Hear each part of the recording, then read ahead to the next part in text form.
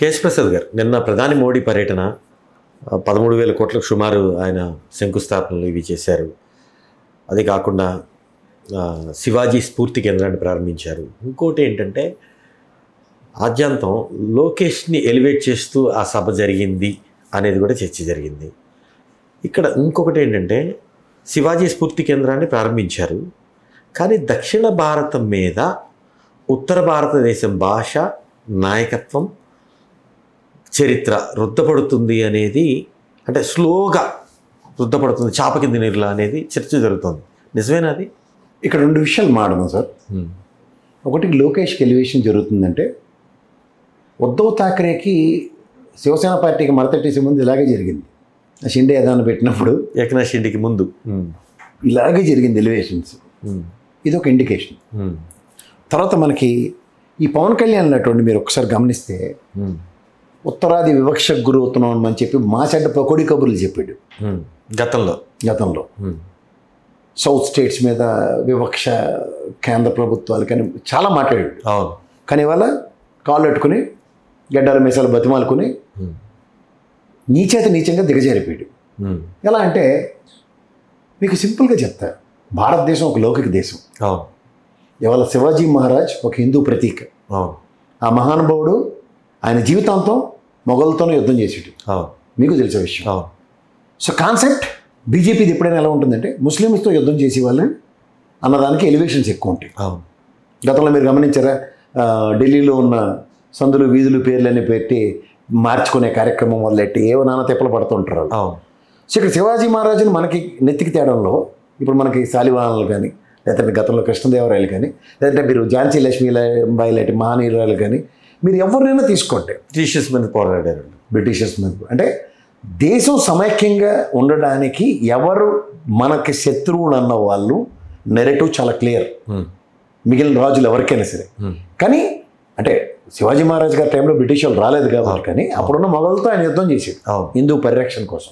ఆయన చాలా చరిత్ర పురుషుడు, మహనీయుడు, గొప్పవాడు, మరాఠా యోధుడు ఆయన. కానీ ఇక్కడ మనకి అంత తగ్గట్టు శాలివాహన రాజులు లేరా? మనకి మహానుభావుడు కృష్ణదేవరాయలు లేడా? శాలివాహన రాజులు వాళ్ళు ఎల్లలు లేకుండా పరిపాలించారు. అంటే నేను అంటే శాలివాహన శకం అని అనుకుంటున్నాను. అదే కదా, మనం శాలివాహన శకం అన్నది మన సంస్కృతి సాంప్రదాయాలకి నిలువెత్తు దర్పం అది. స్టేట్ గవర్నమెంట్స్ ఎక్కడికి ఈరోజు ఇక్కడ మీరు తెలంగాణలో కూడా చూడండి, ఈ మరాఠా యోధుల్ని ఎక్కడికక్కడ ప్రతిష్ఠిస్తున్నారు.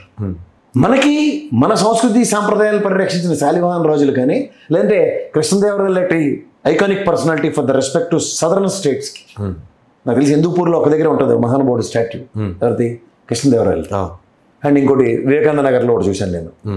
వై ఐమ్ టు సే అంటే నేను అంటుంది అతి తక్కువ చూసిన ఆ మహనీయుల్ని మన కల్చర్ని, మన ప్రాస్పెక్టివ్ని డ్రైవ్ చేయడానికి మళ్ళీ ఉత్తరాదిలో వచ్చి మన నెత్తికి ఎందుకు ఎక్కుతున్నాడు? నిన్న శివాజీ ఫౌండేషన్ స్ఫూర్తి, నేను అంటుంది శివాజీ గారి స్ఫూర్తితో హిందూ పరిరక్షణ చేయాలి, నేను కాదంటలే. కానీ ఇక్కడ now it is a secular state. నేను నా ముస్లిం సోదరుని, క్రైస్తవ సోదరుని, బౌద్ధ సోదరుని అలాగే గౌరవించాలి, సిక్కు సోదరులతో సైతం. ఇవి కాంట్రడిక్షన్ కాదు. మన మీద ఎందుకు ఈ బొమ్మడింగ్ జరుగుతుంది?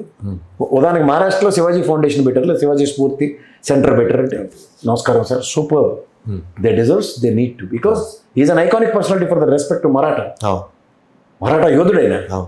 ఇప్పుడు మన తెలుగుని పరిరక్షించాడు, ఈ నేలను పరిరక్షించాడు శ్రీకృష్ణదేవరాయలు. ఎన్ని చోట్ల విగ్రహాలు ఉన్నాయి మనకి? Iconic personalities. చోళులు, పాండ్యులు ఉన్నారు, వాళ్ళు ఎంతో కాపాడు. రాజుల పేర్లు ఎవరికి వీళ్ళకి తెలియవా, లేకపోతే మనకి తెలియవు అనుకుంటున్నారా? లేకపోతే వీళ్ళకి ఇష్టమైంది కాబట్టి భజన చేసుకుంటూ కూర్చుంటారు అక్కడ? అంటే అక్కడ ఓట్ బ్యాంక్ అనేది ర్యాలీ అవ్వాలి కాబట్టి ఇట్లా చేస్తున్నారు. ఇప్పుడు హిందూ ఓటు బ్యాంక్ కోసం బీజేపీ తపన పడుతున్నాడు అని చెప్పుకోమనండి. బట్ నాది లౌకిక దేశం. నా దేశంలో నా ప్రాంత రాజులు నాకు చాలా గొప్ప వాళ్ళు. ఇప్పుడు విజయనగరం మహారాజులు ఉన్నారు, వాళ్ళ ఔదార్యంతో ఇవాళ విజయనగరం జిల్లాలో ఎడ్యుకేషన్ ట్రస్టులు ఉన్నాయి, మాన్సస్ ట్రస్టులు. 10 మంది దాని కింద ఆ షేడ్ కింద విద్యాబుద్ధులు నేర్చుకుని వస్తున్నాయి. అందులో నేను ఒకటి గర్వంగా చెప్పుకుంటాం, మహారాజ్ గారు పెట్టిన భిక్ష మాకని. మీరు మాన్సస్ ట్రస్ట్లో చదువుకున్నారు? Yes, I'm proud to be a product of Mansas. Maharaja college sir, we are proud to be. ఆ లెగసీ వేరు sir. Well we're talking about it, we'll get goosebumps. But these things నేను ఎప్పుడైనా ఒకటే చెప్తా, మనం మన ప్రాంతం, మన భాష, మన సంస్కృతి మీద మనకన్నప్పుడు హిందీ భాష గురించి ఇప్పుడు ఎలా వెళ్ళినట్టు పవన్ కళ్యాణ్లో అందరూ ఉంటారు అనుకోకండి. నా ద్రవిడ సోదరులు, తమిళ సోదరులు వాళ్ళ ప్రాంత పరిరక్షణ కోసం పోరాట స్ఫూర్తి నాకు కావాలి. ఎందుకంటే మమ్మల్ని అక్కడి నుంచి తని తగిలేసిన స్ఫూర్తి కొంత ఉంటుంది. ఉనికి ప్రతిదీ పోరాటమే కదా. ఎస్, ప్రాంత పరిరక్షణ కోసం ఇక్కడ తెలంగాణ నుంచి తమిళనాడు నుంచి మనం ఎందుకు స్ఫూర్తి తీసుకోలేకపోతున్నాం? మనం దాంట్లో వెనకబడ్డాం. ఎవడో వచ్చి మనకి అడాప్టబిలిటీ లాగా తెలుగు కూడా ఇంగ్లీషే మాట్లాడతాడు. ఇద్దరు తెలుగు వాళ్ళు కనబడతారంటే ఇద్దరు ఇంగ్లీష్లో మాట్లాడుకుంటారు కాబట్టి తెలుగు వాడని ఐడెంటిఫై చేయొచ్చు. ఈ అవహేళన ఎన్నాళ్ళు పడాలా? మరి దేశభక్తి గురించి పొంకాలు చెప్తారు కదా పవన్ కళ్యాణ్. నేను దేశం సెక్యులర్ కంట్రీ అని ఎందుకు తెలియట్లే? ఉయ్యాలవాడ నరసింహారెడ్డి ఉన్నారు, ఎన్ని చోట్ల ఉన్న విగ్రహాలు. ఎయిర్పోర్ట్ పేరు పెట్టేశారు కదా. సరే, నేను చెప్తుంది అదే సార్, మనలో మనకే కాంట్రడిక్షన్. ఉయ్యాలవాడ నరసింహారెడ్డి ఒక పక్క ఇంకో విధంగా నెగిటివ్ పోర్ట్రేషన్స్తో ఒక విధంగాను, పాజిటివ్ పోర్ట్రేషన్స్తో ఒకలాగా. మొదటి స్వాతంత్ర ఉద్యమం ఆయనే కదండి. ఎక్కడ స్టార్ట్ అవ్వమన్నప్పుడు స్టార్ట్ అయింది దక్షిణానే కదా. 1857లో సిపాయిలు తిరుగుబాటు చేసిన మహనీయురాలు, వాళ్ళకి అలవాటు వాళ్ళు అక్కర్లే. అదే ముస్లింల మీద యుద్ధాలు చేశారు చెప్పానంటే ముందు నెత్తికెత్తుకుంటారు వాళ్ళు. అది బీజేపీ అని తెలుసుకోండి ప్రజలు. అందుకని నాకు my primary motto is split తెస్తుంది ఎవరో తెలుసుకోండి. ఎలక్షన్స్ అనగానే పాకిస్తాన్ బూత్ చూపిస్తారు, ఆడే చచ్చిపోయి ఉన్నాడు, వెళ్ళి చాచి 2 కొడితే ప్యూర్లీ పొలిటికల్ మోటో, పొలిటికల్ వెంజ అంట. అందుకని వెళ్ళలేదు. దీంట్లో మీరు లోకేష్ ఎలివేషన్స్ అంటే మాధవ్ గారిని పిలిస్తే మా లొకేషన్ తీసుకొచ్చి పేమెంట్ అందుకున్నట్టే ఉంటుంది. ఆలోడంటే వాళ్ళకి శ్రద్ధ లేదు. గతంలో స్టేజ్ మీద మాధవ్ గారిని పిలుస్తుంటే లోకేష్ గారితో మెమెంటో తీసుకున్నాడు ఆయన. పవన్ కళ్యాణ్ పక్కన ఆడుకొని చంద్రబాబు గారు చెప్తారు. ఏం చెప్పాలి? ఇవి ఇచ్చకం రాజకీయాలు, ఇష్టపూరిత రాజకీయాలు సార్, బ్రహ్మాండంగా నడుస్తున్నాయి. నన్నేయండి ఇవి ఎన్నాళ్ళో చూద్దాం. మీరు అలా 15 ఏళ్ళు చూద్దాం. కానీ దీంట్లో ఇంకోటి ఉంది, 15 ఏళ్ళు చూద్దాం కానీ at the cost of state. ఇది గమనించుకోండి. ఇంకొకటి ఏళ్ళ ముందు వైజాగ్ స్టీల్ ప్లాంట్ సభకు నమస్కారం. ఆ పక్క వైజాగ్ రైల్వే వీళ్ళు చెప్పింది ఏంటో కేకే లైన్, కరెంట్ లైన్ లేకుండా, రూపాయి ఆదాయం లేకుండా ఓ పుతిలి ఎన్ని చెప్పాలి. ఇలాంటివి పోలవరంకి దిక్కు లేదు, ఇప్పటికీ స్టేట్మెంట్ ఏం లేదు దాని మీద. మళ్ళీ జగన్ మీద ఏ విమర్శలు లేకుండా సభ జరిగింది అనేది ఒక చర్చ జరుగుతుంది. ఇప్పుడు మోడీ గారు ఉన్నప్పుడు మీరు మాట్లాడడానికి, మరి ఆయన అయితే మాట్లాడ్డు నిజమే, మీరే మాట్లాడారు. రెగ్యులర్ ఆబ్వియస్ ఉంటుంది కదా మీ దగ్గర. ఊకెళ్ళి బాబాయ్ తల్లికి చెల్లికి అన్యాయం చేసినాడు, డాక్టర్కి మాస్క్ ఇవ్వలేదు, చంపేశాడు, అలాంటి ఎమ్మెల్సీకి డోర్ డెలివరీ, 5వ ఏంటి అమరావతి, 3 రాజధాని. వీళ్ళు అంతా మరి తీర్చిదిద్దేదానికి వచ్చిన 124 స్ట్రైక్ రేటు 21/21 ఉన్నప్పుడు మాధవ్ గుర్తింపు. గతంలో సోమవీర్రాజు హూ ఆర్ యూ అని అడిగినట్టు మాధవ్ కాకుండా లోకేష్తో మేమంటూ, మళ్ళీ నాకెవడో తెలుగుదేశం వాడు రేపు వెళ్ళంటే డిబేట్లోకి వచ్చి ఇదిగో మాధవ్ పక్కనే ఉన్నాడు అని చెప్పి మీరు ఎలివేషన్స్ కోసం ఉన్నప్పుడు దేశభక్తిని చాటుకోవడానికి వాళ్ళ దగ్గర ఉన్న ఆయుధాలు ఎవరి దగ్గర లేవు. అక్కడ ఏదో మనం భారతదేశంలో అంటరాని వాళ్ళం, దూరంగా ఉన్న వాళ్ళు, మనం భారతీయులం కాదన్నట్టు పోర్ట్రేషన్స్ వాళ్ళు ఇస్తున్నప్పుడు, నాది సెక్యులర్ దేశంలో గర్వంగా చెప్పుకునే దగ్గర నా ప్రాంతాల్లో మరాఠా యోధుల్ని ప్రతిష్ఠిస్తున్నప్పుడు, నా ప్రాంత చాతుర్యం కలిగిన నా శాలివాహనులు కానీ, నా కృష్ణదేవరాయలు, నా తెలుగు భాష గౌరవించిన మహనీయులు కానీ స్ఫూర్తి మనకెందుకు రావట్లేదు అన్నది నా ఈర్ష్యతో అడుగుతున్నాను. నేను మరాఠా స్ఫూర్తి దేనికి తీసుకోవాలా? నాది సెక్యులర్ దేశం అయినప్పుడు, హిందూ పరిరక్షకుడైన నాకు ఈ కాంట్రడిక్షన్స్ వద్దు. 1975లో కాన్స్టిట్యూషన్ అమెండ్మెంట్ చేసినప్పుడు ఇది లౌకిక దేశం అని చెప్పారు.